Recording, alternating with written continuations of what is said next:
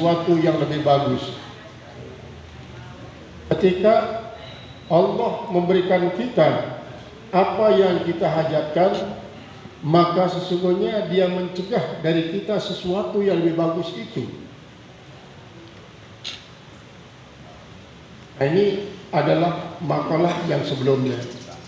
Sehingga bagaimana kita menyikapi sebuah pencegahan, artinya pencegahan di sini, bagaimana kita menyikapi tidak diberikannya kita oleh Allah apa yang kita inginkan. Kita sangat berhajat kepada sesuatu, sangat-sangat berhajat, tapi tidak diberikan oleh Allah.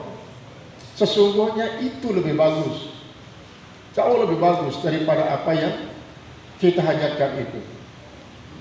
Nah, ketika Dia memberikan sesuatu kepada kita, maka bisa saja pemberian ini adalah merupakan salah satu alat untuk mencegah yang lainnya.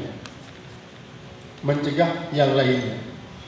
Ini kita kembali kepada hukum adat sebagai satu gambaran yang sudah digambarkan, yaitu adalah sesuatu itu ada apabila adanya sesuatu yang lain.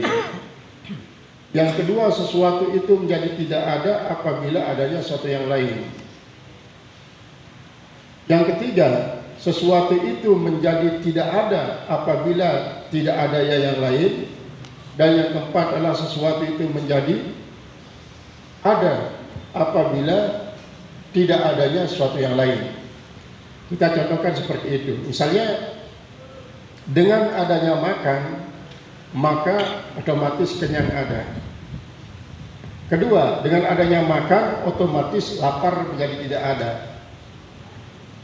Yang ketiga, dengan sebab tidak adanya makan, berarti yang ada lapar.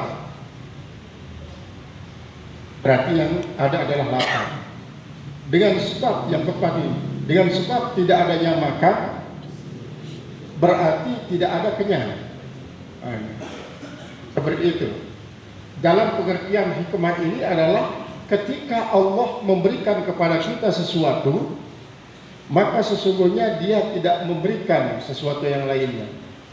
Ketika Allah tidak memberikan sesuatu, sesungguhnya Dia memberikan sesuatu yang lainnya pada kita. Nah, kalau dua-duanya itu kita sikapi sesuai dengan yang diajarkannya, ketika kita diberikan sesuatu kita sikapi dengan rasa syukur, maka nanti kufur nikmat berarti tidak ada. Tapi kalau kita menyikapi dia dengan tidak syukur, berarti kufur nikmat yang ada. Kemudian kalau dia tidak memberikan satu kepada kita, kita sikapi dengan penuh kesabaran. Kita sikapi dengan penuh kesabaran berarti kita ridho terhadap tidak diberikan oleh Allah Subhanahu wa taala. Kemudian kalau kita hadapi dia dengan tidak sabar berarti otomatis tidak ridho terhadap apa yang diputuskan oleh Allah Subhanahu wa taala. Para sufi, para murid itu menyikapi akan dua-duanya ini sebagai suatu yang sangat berharga dari Allah. Bagi suatu yang sangat berharga dari Allah Subhanahu wa taala. Karena apa? Kita ambil salah satu contoh lain seperti yang dijelaskan pada hikmah-hikmah sebelumnya. Ada orang hidup sebatang kara, tak punya apa-apa. Istrinya tidak ada, anak tidak ada, harta tidak ada, kemudian rumah tidak ada, pokoknya keluarga tidak ada. Ya, semua tidak ada. Tapi dia hidup dengan penuh ketenangan. Maka ketika dia berhadapan di hadapan Allah nanti di hari kiamat, kan tidak ada yang dihisab. Yang dihisab hanyalah dirinya sendiri. Tidak ditanyakan bagaimana tanggung jawabmu pada istrimu. Tidak ditanyakan bagaimana tanggung jawab terhadap anak-anakmu. Tidak ditanyakan kepadanya tanggung jawabnya terhadap harta benda yang diberikan. Ilmu pun mungkin tidak ada. Maka dia tidak ditanya tentang di mana diamalkan ilmunya. Karena dia hidup sebatang kara, tetapi inilah orang yang terbaik, kata Rasulullah SAW setelah Rasulullah SAW meninggal dunia. Manusia yang terbaik adalah manusia yang tidak punya apa-apa. betul-betul fakir.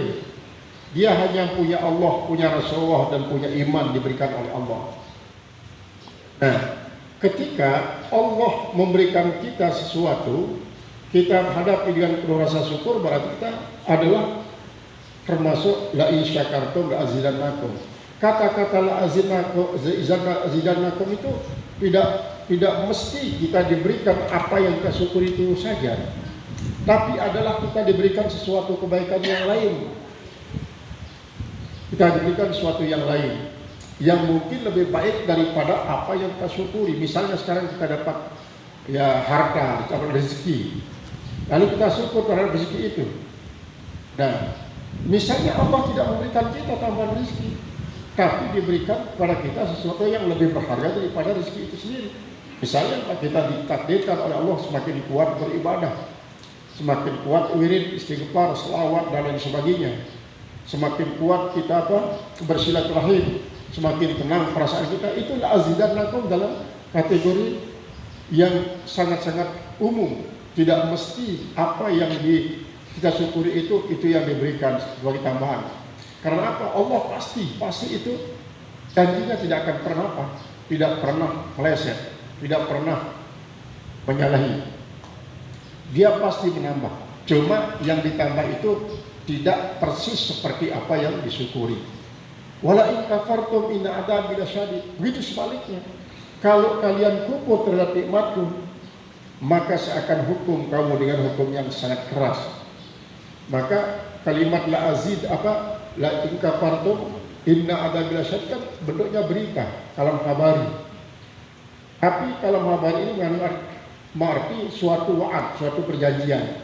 Artinya kalau kalian kufur terhadap nikmat saya, berarti saya akan azab kalian. Saya akan azab dengan azab yang keras.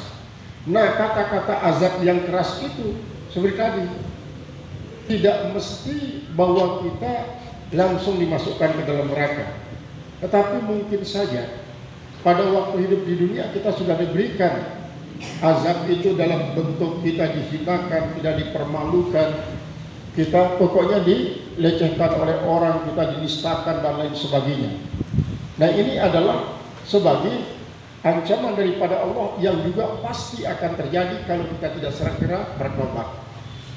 Maka oleh sebab itulah ketika kita mendapatkan apa yang kita inginkan, itu namanya berarti adalah apa? Pemberian. Lalu kita tidak diberikan apa yang kita hajatkan, berarti itu man'u. Nah, kadang-kadang dalam man'u itu ada pemberian yang sangat besar, dan sebaliknya dalam atau itu ada tegahan yang paling besar. Maka yang bagus adalah bagaimana kita menyikapinya. Cara menyikapi yang paling akrabu dari paling abdalu katanya, itu datang dari Allah. Kalau dia datang dari Allah, kita syukuri. Kita syukuri dia. Kita syukuri supaya apa? Supaya betul-betul bagaimanapun pemberian Allah tidak membuat kita terpengaruh untuk meninggalkan kewajiban, melanggar larangan, tetapi kedua-duanya tidak mempengaruhi keadaan kita. Jadi tetap perjalanan keagamaan kita terus mulus, tidak menjadi bunga di saat kita mendapatkan kemegahan dan kemewahan. Kemudian sebaliknya tidak akan menyebabkan kita merasa kecil ketika tidak mendapatkan apa yang kita hajatkan. Kita sudah berjuang mati-matian, berjuang. Lebih-lebih pada pesta politik sekarang itu 2024 itu. Ya, yang namanya perjuangan, banyak pengorbanan. Belum tentu yang banyak pengorbanannya itu akan mendapatkan apa yang dihajatkan.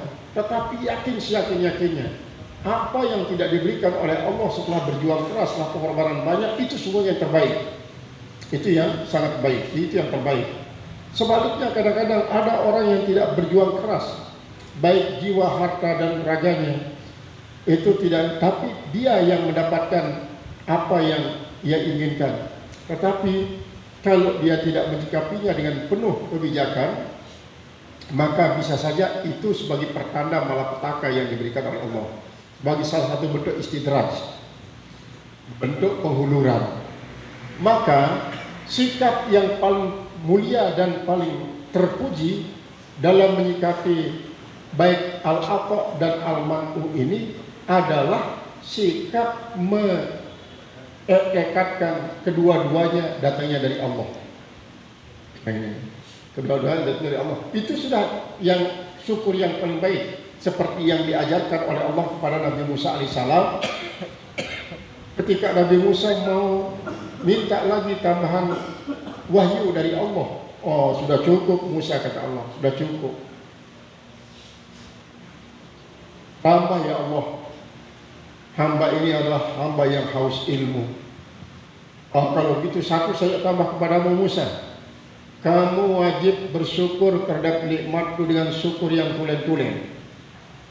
Maka mulailah Nabi Musa merasa sangat-sangat kesulitan bagaimana rasa syukur yang tulen-tulen itu. Sampai bingung Nabi Musa. Dengan kebingungannya inilah akhirnya, gimana ya Allah cara saya bersyukur pada engkau dengan syukur yang tulen-tulen. Sebenarnya tidak sulit Musa, akui nikmat itu dari saya, itu saja. Akui nikmat itu dari saya, sudah kamu dikatakan syukur yang tulen.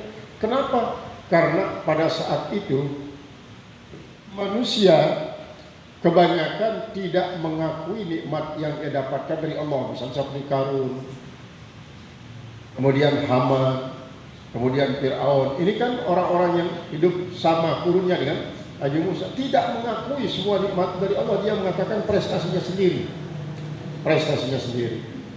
Nah begitu sebaliknya tentang yang namanya al-man'u itu, tidak diberikan apa yang ia harapkan.